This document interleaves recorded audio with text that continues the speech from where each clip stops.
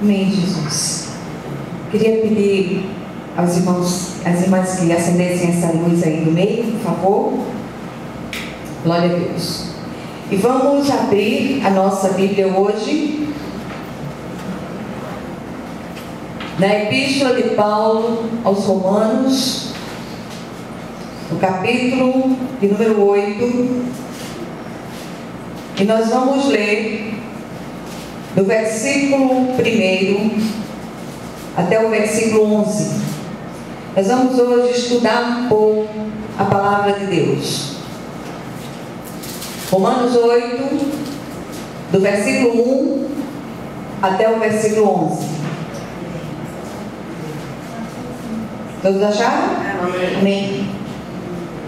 Então diz assim a palavra do Senhor: agora, pois, já nenhuma condenação há para os que estão em Cristo Jesus.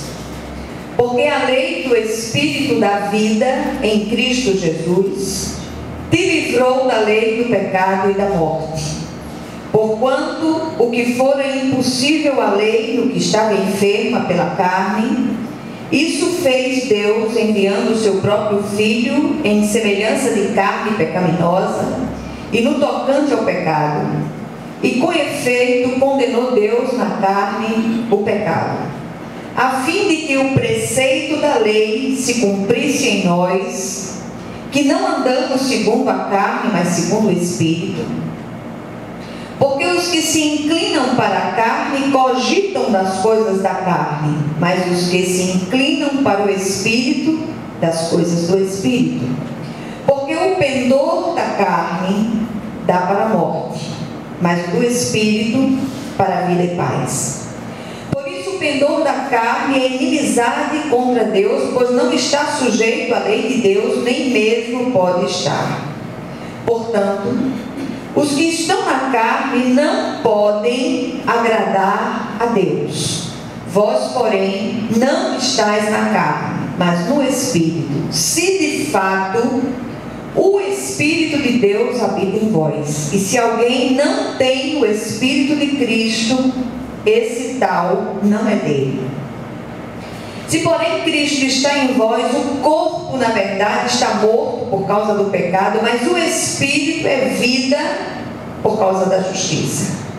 Se habita em vós o Espírito daquele que ressuscitou a Jesus dentre os mortos, esse mesmo que ressuscitou a Cristo Jesus dentre os mortos, vivificará também o vosso corpo mortal por meio do seu Espírito que em vós habita. Amém? Amém. Vamos orar. Senhor nosso Deus, nosso Pai, nós queremos ouvir a Tua voz nessa noite. O Senhor marcou um encontro com cada uma dessas pessoas hoje. Que o Senhor possa falar ao nosso coração de uma maneira viva, que o Senhor possa nos instruir na Sua palavra, e que tudo aquilo que tentar se levantar para roubar essa palavra, nós já repreendemos em nome de Jesus. Que o Senhor possa falar, porque o seu povo ouve. Amém? Como eu disse antes, nós somos poucos, mas são aquelas pessoas com quem o Senhor marcou o encontro nessa noite. E nós vamos estudar um pouquinho esse texto da palavra, esse texto que nos assegura que uma vez libertos da penalidade do pecado, nós precisamos aprender a andar de um jeito novo, a andar em novidade de vida, a andar em plenitude, a experimentar aquela vida abundante que Jesus prometeu.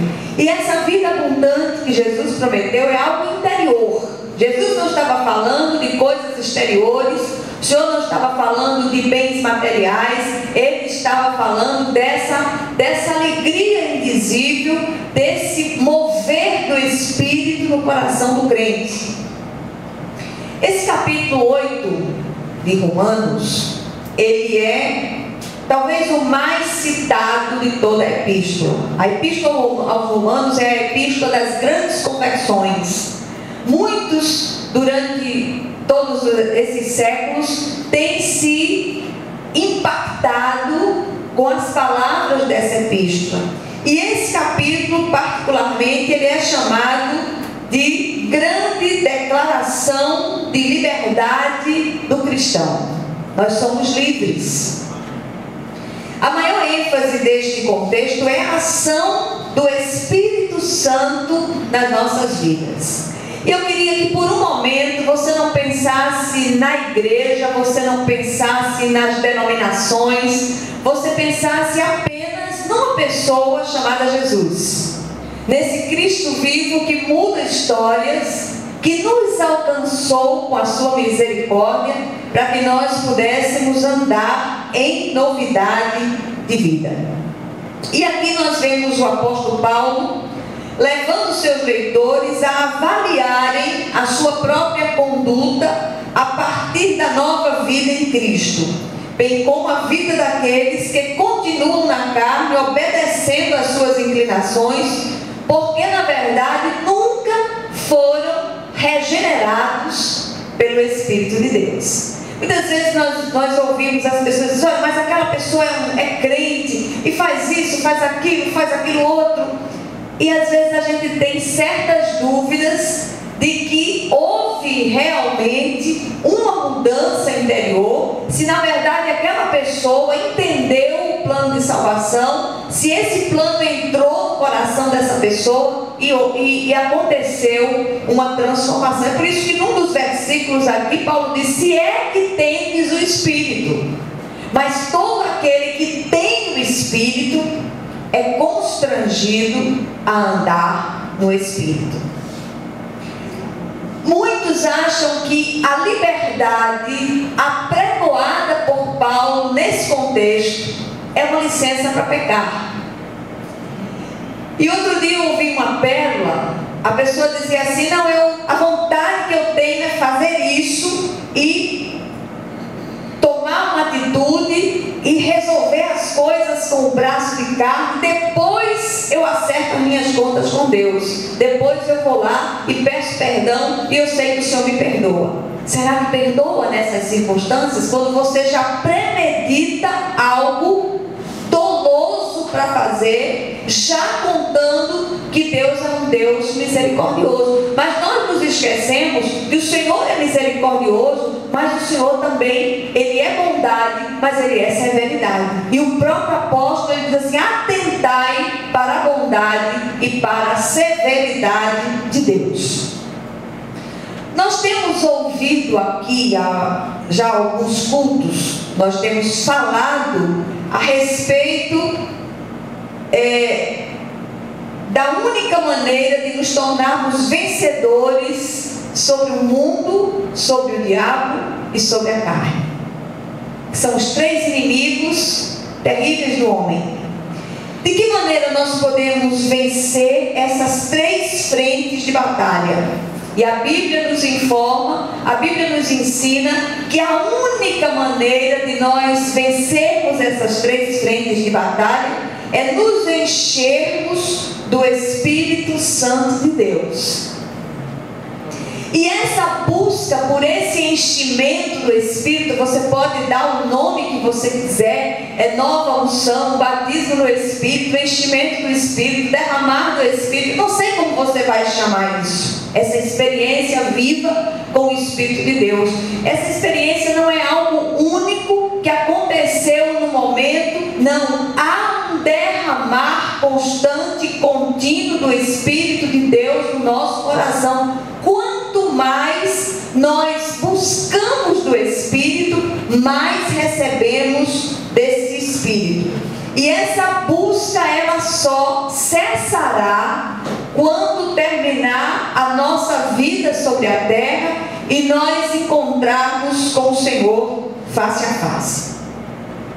É com tristeza que nós observamos uma interpretação errônea desse texto, que tem levado muitos ditos crentes a cometerem toda sorte de torpeza e se estribarem na pretensa liberdade dos filhos de Deus. Nós somos livres, mas livres para fazer a vontade do Pai.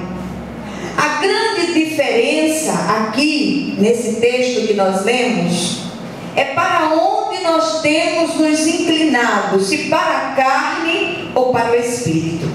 Note que estamos falando de liberdade no Espírito Santo, não liberdade do espírito humano. Não estamos falando dessa liberdade, mas liberdade do Espírito Santo no nosso coração, a liberdade no Espírito, nesse Espírito do qual nós estamos cheios. Estamos cheios? Será que nós estamos cheios do Espírito? Será que nós temos buscado com toda a força do nosso coração a presença cada vez maior, cada vez mais relevante do Espírito Santo em nós? Quanto nós temos do Espírito no nosso coração? É algo que nós precisamos ver. Jesus disse assim: olha, vós que sois maus, sabeis dar boas dádivas aos vossos filhos, quanto mais o Pai Celestial não dará o Espírito Santo a quem o pedir. E o Senhor, eu quando leio esse texto, eu tenho a impressão que o Senhor não está falando daquele selo do Espírito que é recebido por todo aquele que entrega a sua vida a Jesus. Eu tenho a impressão que Jesus está falando de algo contínuo, algo que derrama, de uma fonte a jorrar para a vida eterna. Essa fonte que está no nosso coração e que faz com que da nossa boca possa fluir rios de água viva. Mas para que esse rio possa fluir, eu preciso buscar em todo o tempo essa presença viva do Espírito em nós. Tem um texto também do apóstolo Paulo falando aos Gálatas. É Gálatas 5, versículos 1 e 13, eu vou ler para vocês, diz o seguinte: para a liberdade foi que Cristo nos libertou. Permanecei, pois, firmes, e não vos submetais de novo a jugo de escravidão. Porque vós, irmãos, fostes chamados à liberdade. Porém, não useis da liberdade para dar ocasião à carne. Sede antes servos uns dos outros pelo amor. Somos livres dentro da esfera da vontade de Deus. Não para agir segundo a nossa própria cabeça, segundo a inclinação da nossa própria carne. Nós somos filhos de Deus, comprados com preço de sangue, com preço precioso, e fomos chamados para andar em novidade de vida. Quando nós lemos esse texto que nós acabamos de ler, para entender essa liberdade apregoada por Paulo nos versículos lidos em Romanos, nós precisamos atentar para pelo menos 4 verdades, e eu queria chamar a sua atenção com relação a essas 4 verdades. A primeira verdade nós encontramos no versículo 1: agora, pois, já nenhuma condenação há para os que estão em Cristo Jesus. Então, a primeira verdade que nós encontramos aqui é que não há escrito de dívida contra aqueles que são de Jesus, aqueles que estão em Cristo. Se você está em Cristo, você é nova criatura, as coisas velhas passaram e tudo se fez novo. Amém? Amém. Então note que o texto não diz nenhum erro, nenhum fracasso, nenhum pecado. Porque nós sabemos, a Bíblia está recheada de exemplos de servos de Deus que erraram, fracassaram e pecaram. E outros que continuam fazendo, embora recebam na carne as consequências do seu pecado, não recebem a condenação com a morte eterna, que é a eterna separação de Deus. Todo aquele que tem o Espírito, apesar dos seus erros, dos seus fracassos, ele é construído constrangido pelo Espírito a se arrepender e voltar à prática das primeiras obras. Amém? Amém. Então, esse erro, esse fracasso, esse pecado na vida do cristão, ele tem que, quando ele acontece, é algo puramente acidental, não é algo deliberado. Não, eu vou pecar, eu vou fazer isso, eu sei que Deus não se agrada disso, mas eu vou fazer porque eu sei que Deus vai me perdoar. Não vai. Primeiro, para que haja um perdão de pecados, é preciso que haja arrependimento sincero de coração. Esses dias nós fomos impactados com a notícia da morte do reverendo Robson Cavalcante. Foi uma notícia que deixou o mundo cristão perplexo, porque ele foi assassinado pelo próprio filho. E quando nós ouvimos uma notícia daquela, é tão estarrecedora, é algo tão chocante. Mas ao mesmo tempo, quando nós paramos para olhar para aquela situação, para aquele rapaz, que nós olhamos, vemos ali uma pessoa monstruosa fazendo uma barbaridade dessa com os pais, seja lá com quem for, mas sobretudo com os pais. E eu fico pensando, se esse homem cair em si, se o Espírito de Deus tocar o coração dele e ele se arrepender de verdade, esse homem pode ser transformado, porque o Senhor é misericordioso. Ele vai pagar pelo crime dele, ele vai sofrer as consequências do crime dele, segundo a lei dos homens. Mas se ele for alcançado por essa misericórdia viva de Deus, o Senhor é capaz de perdoar o pior pecador. A graça de Deus é isso, é o favor imerecido de Deus. Quando nós, humanos, olhamos para aquela situação, a vontade é que a gente ir lá e fazer a mesma coisa com ele. É chocante demais. Mas como será que Deus olha para uma situação daquela? Se houver um arrependimento sincero do coração, há perdão de pecados. Mas quando há um pecar deliberado, para que Deus perdoe em seguida, eu dou vazão à carne e depois eu vou me preocupar e pedir perdão a Deus. Esse perdão é válido? Não. Então, queridos, olha, a condenação aqui que fala o texto é sentença que leva à morte eterna. Não há essa condenação mais para nós. A lei condena, mas o cristão tem uma nova relação com a lei. Pelo Espírito Santo somos libertados do poder e da penalidade do pecado, porém ainda não de sua presença, pois vivemos num mundo caído. Por isso, a questão da vigilância tem que ser algo contínuo na nossa vida. Orai e vigiai para que não entreis em tentação.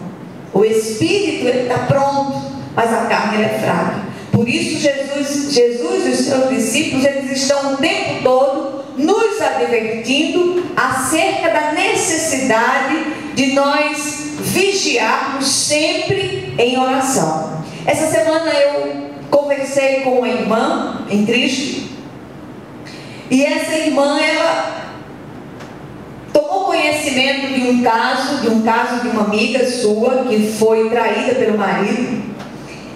E ela ficou muito brava, e ela disse, olha, ela devia ter dado uma surra nesse marido, ela devia ter feito isso, ela devia ter feito aquilo, quebrava a cara dele, fazia isso, aquilo. Eu parei, eu fiquei olhando assim para ela. E o marido dela, o marido dessa moça, quando ela teve esse arrobo de vingança pela amiga, ele disse, você está falando de quem?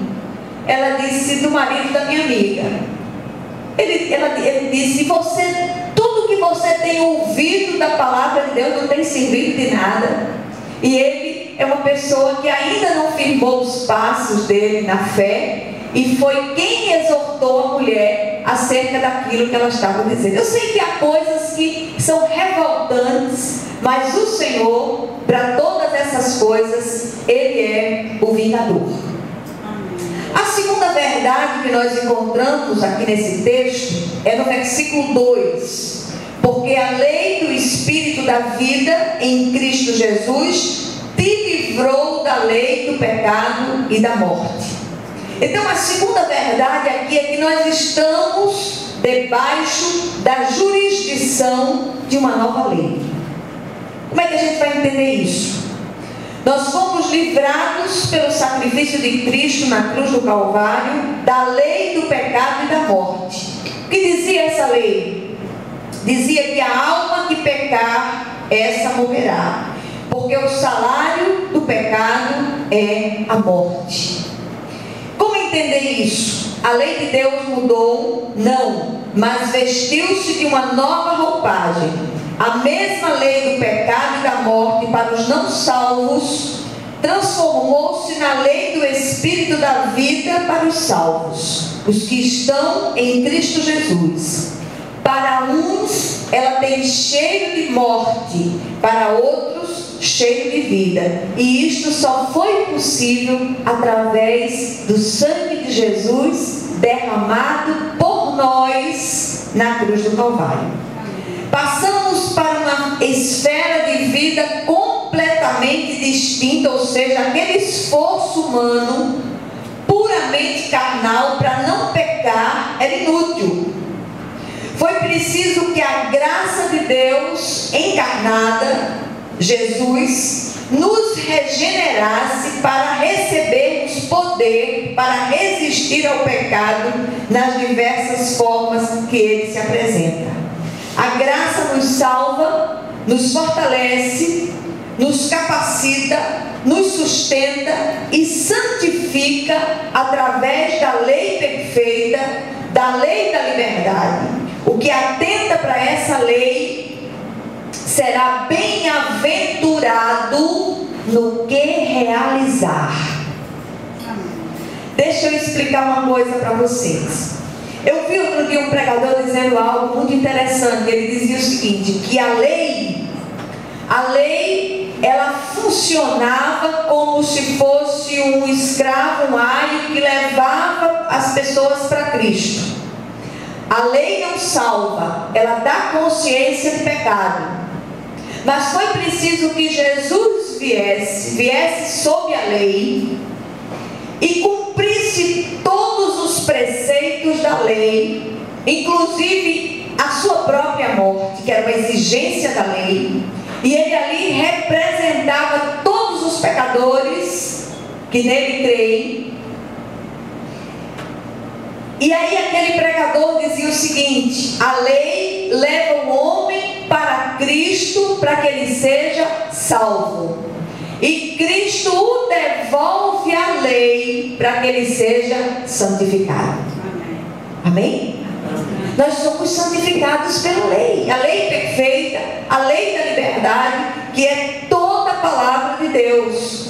Era impossível para nós acatarmos as exigências daquela lei sem Jesus. Mas Jesus veio e nos habilitou a obedecer aqueles preceitos colocados na sua santa palavra.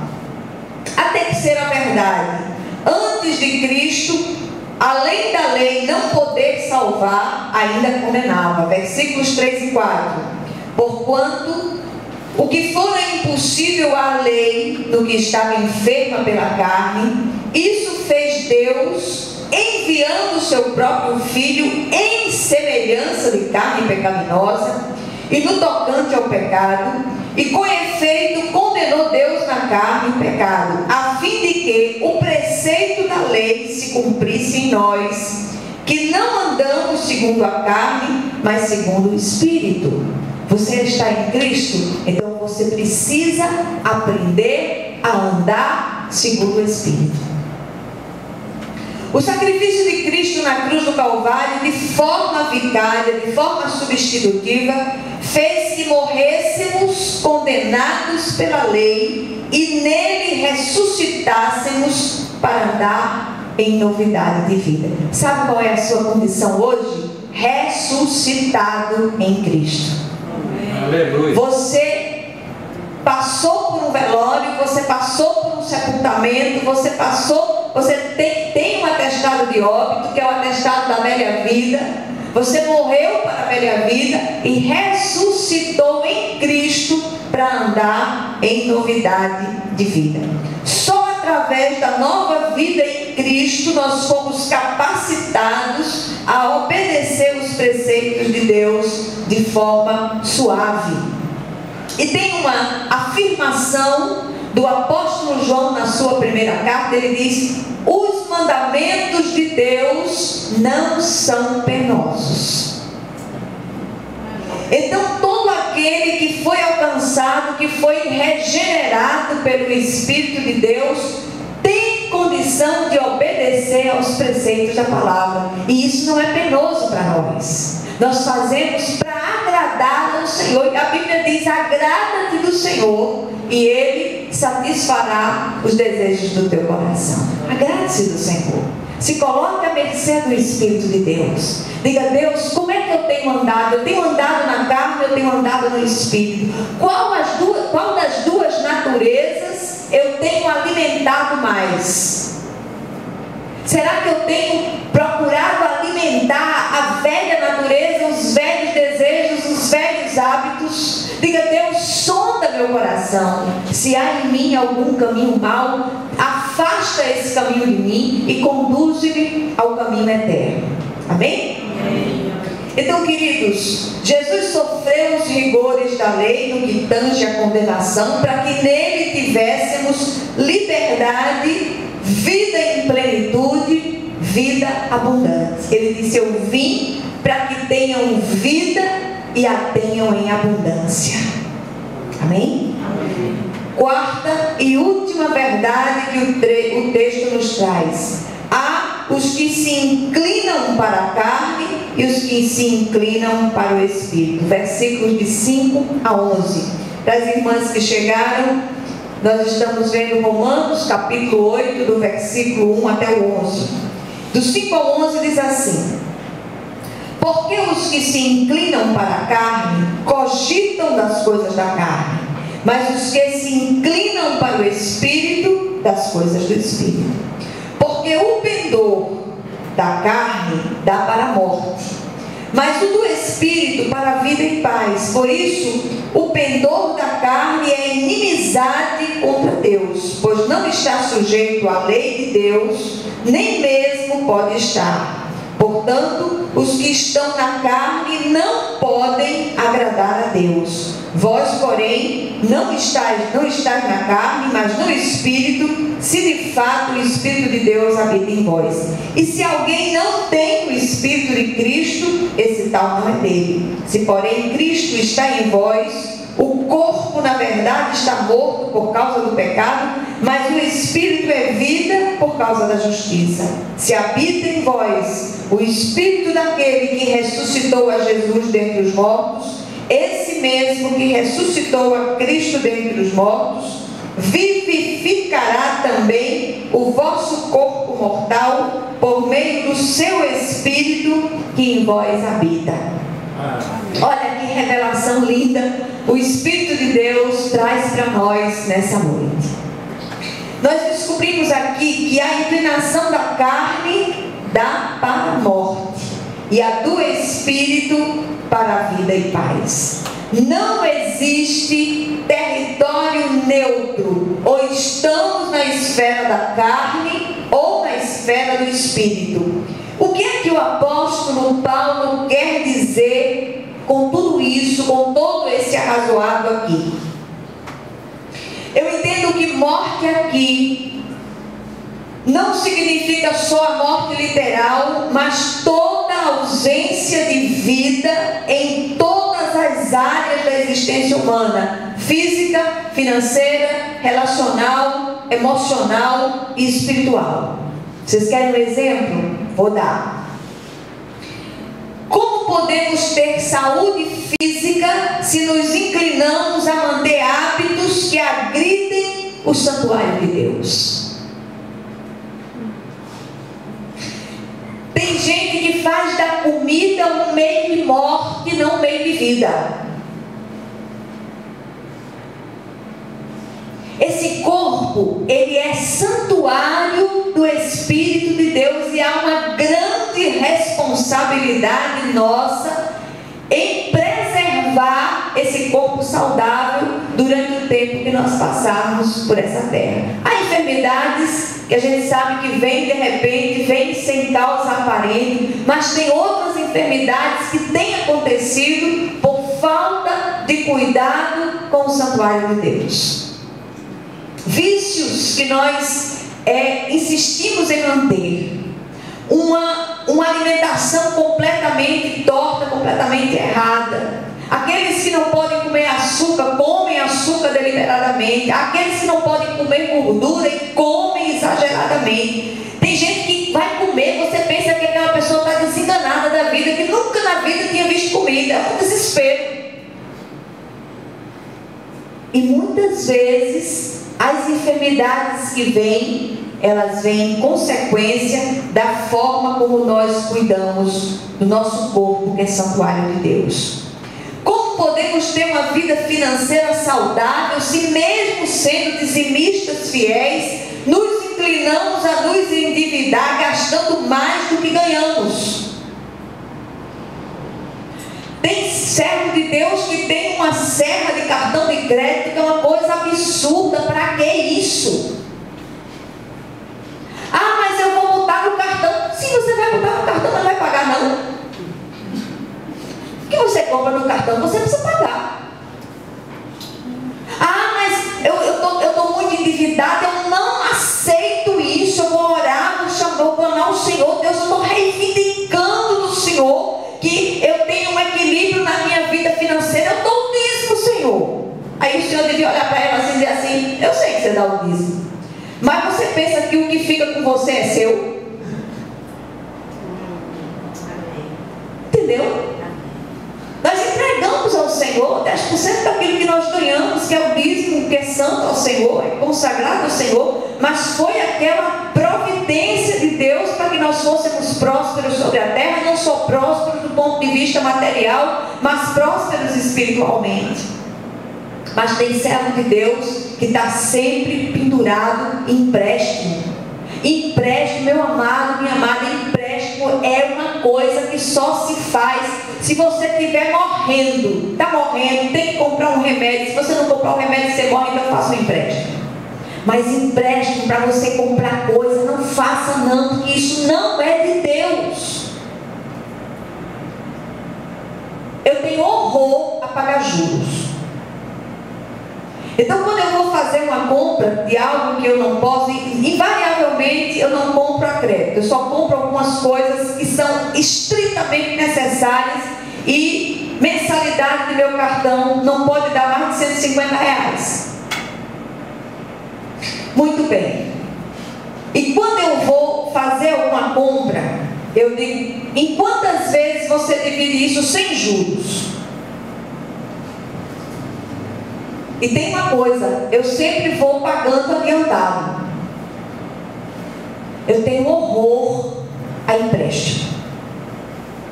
Então eu sei que o Senhor está falando ao seu coração nessa noite. Eu não sei como anda a sua vida financeira, mas Deus quer que você tenha uma vida financeira equilibrada. E isso não vai depender apenas do dízimo que você dá, vai depender da sua maneira de administrar os 90% da sua renda que fica na sua mão.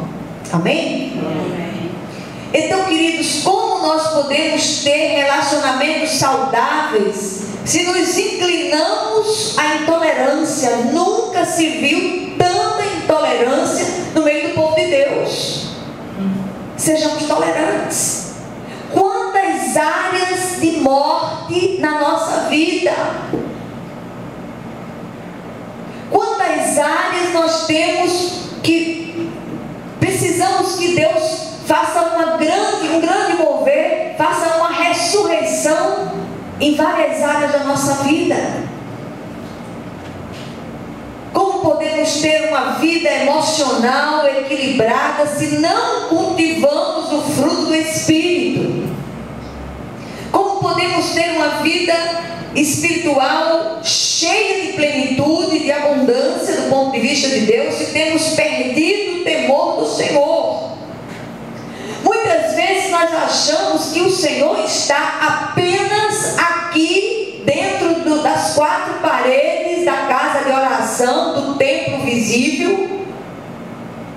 E quando nós passamos por aquela porta, do lado de dentro nós somos cheios de jargões pentecostais. Glória a Deus, aleluia, aleluia, glória a Deus. É uma coisa impressionante. Quando a gente passa daquela porta, começa a inclinação para as coisas da carne.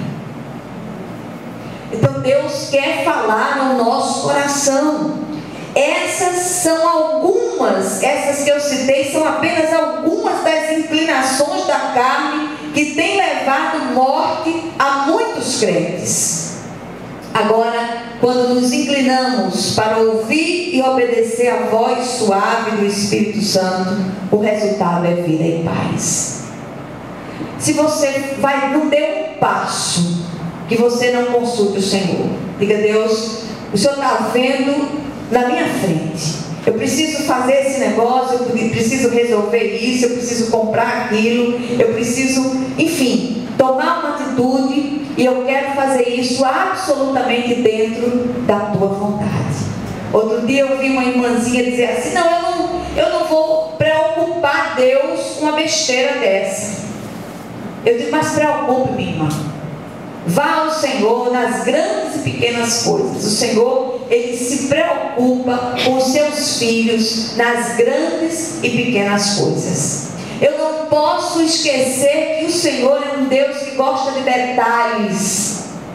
O Senhor se preocupou até com o detalhe dos colchetes, das cortinas do tabernáculo. Ele disse o tamanho, Ele disse o formato, Ele disse o modelo. Eram colchetes, colchete é colchete. Mas o Senhor, tudo que diz respeito a nós é importante para Deus. Então consulte o Senhor em cada coisa que você for fazer. Amém? Amém. Então, queridos, eu deixo algumas perguntas para a reflexão da igreja. Primeira: será que eu tenho realmente em mim a natureza divina ou finjo ser um cristão? Que motivação tem me levado à igreja? Para onde tenho me inclinado? Para a carne ou para o espírito? Qual o resultado dessa minha inclinação? Morte ou vida? Vida e paz. E finalmente, será que tenho permitido que a minha velha natureza controle meus pensamentos e desejos? Tenho dito aqui muitas vezes: não sou fiscal da sua vida. E nem espere que eu vá bater na sua porta e diga: meu irmão, minha irmã, você está fazendo algo errado. Quem tem que fazer isso é o Espírito Santo de Deus. Só Ele.